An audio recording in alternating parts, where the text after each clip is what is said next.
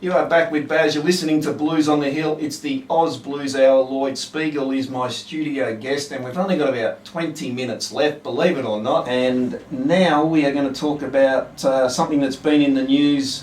Unfortunately, Blues World lost a legend recently, and Lloyd has had the pleasure of meeting him. Tell us about meeting B.B.King. The first time, I think I was 13. You know, it was a long time ago, and he was touring Australia. And I think we got in thanks to the NBAS again, actually, because that was sort of secretly under the guise of giving him a membership to the Blues Society. And so we wandered on backstage, and I had my guitar with me, and we sat for a time. And you know, I think part of the legacy of B.B.King is that, you know, he was everything that a blues man was supposed to be. So when you're in the presence of someone like that, there is very much a regal sense. King was the right name, you know. And I did that several times over the next few years. You know, I spent quite a bit of time with him over the next few years, and would sort of follow him around in the States a little bit. And once I'd learned how to get backstage, it wasn't really a problem after that. I just kept doing it. But always a gentleman, and what I found is even as a 13-year-old kid, he didn't speak to me like I was anyone beneath him.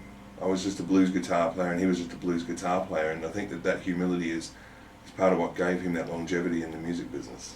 Yeah, they all the people that have spoken about him just say how he'd just stay for hours signing autographs and meeting everyone who wanted to meet him, and would not leave until the last person had the chance to say hello, and would always ask them about how they were and what they did, and just, like you say, incredibly humble person. He was absolutely a people person in that way, and you're right, he would be backstage for hours upon hours, and that was every night, I guess up to 300 nights a year at one point. So an amazing gift he was to all of us. Okay, well, how about we do something live now? Sure. And maybe dedicate it to that Sure. wonderful man. I think my guitar's in tune. It's pretty cold outside though. See how she stood up.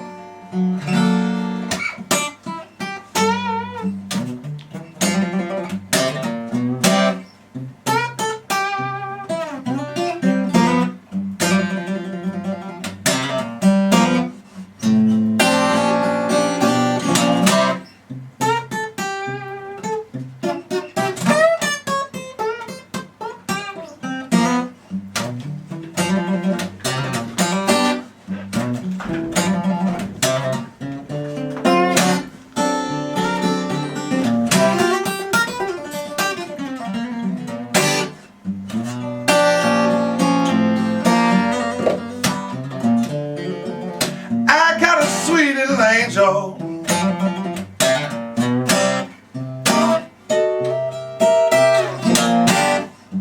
so I love the way she spreads her wings.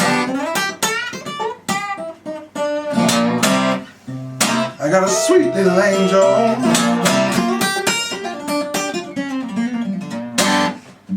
so I love the way she spreads her wings. She spread her wings around me,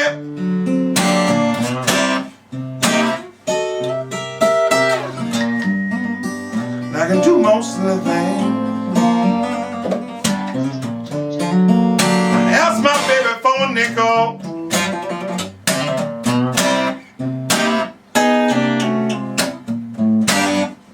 she gave me a $20 bill.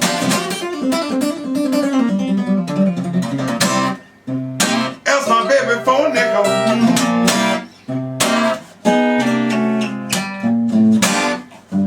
she gave me a $20 bill. I asked her for a ride downtown,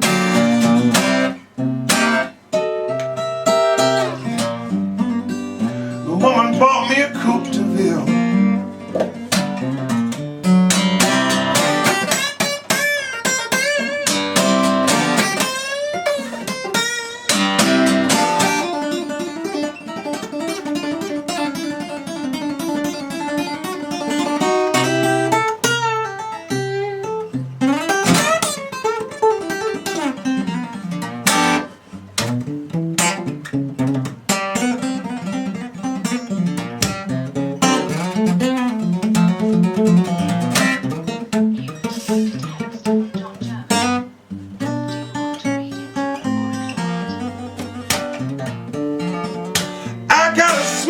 angel.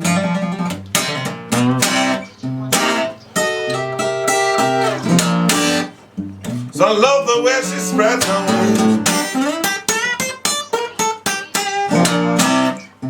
I got a sweet little angel.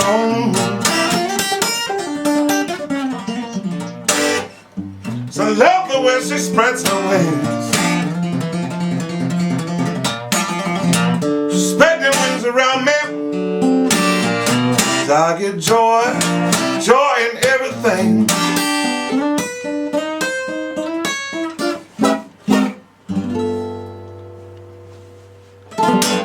Beautiful stuff. Absolutely wonderful. Actually, funny enough, I started listening to B.B. King for the horn lines. I learned to sing by listening to horn lines, and I learned rhythm guitar by listening to these horn lines. And someone advised me to do that. I can't remember who it was. I wish I could. But of course, yeah, the voice, that voice was incredible. And there's certain voices in blues music, and I think B.B. King, Etta James was another one that just, it floors you. And it floors you because it's conviction. It's sung, every note is absolutely meant. Every word is absolutely meant. And I think that kind of conviction is what a great blues singer gives. Yeah, well, of course, his debut album, Blues Singer, and the guitarist part sort of comes after, like the blues, like you say, the vocal style is just incredible, and it's a bonus that he's such a good guitarist. That's right. Well, he was the complete package in that way. You know, he was a blues man. You know, and I know there was a lot of talk about his guitar playing, and he is certainly one of the finest blues guitarists in the world. One of the finest guitarists in the world, as far as I'm concerned, because you know, that space that he created. And what he could do with so few notes was amazing. I can't get away with that. I have to play fast and silly all the time. And I get asked why I do that, because I can't do what he did. Yeah, that singing one note vibrato that everyone tries to get. Never perfected. And you could put him on any guitar through any amplifier, and he'd be able to do just that. Because tone, when it comes to guitar playing, tone is in your fingers. You have all the pedals and all the trickery you want, but tone's in the fingers.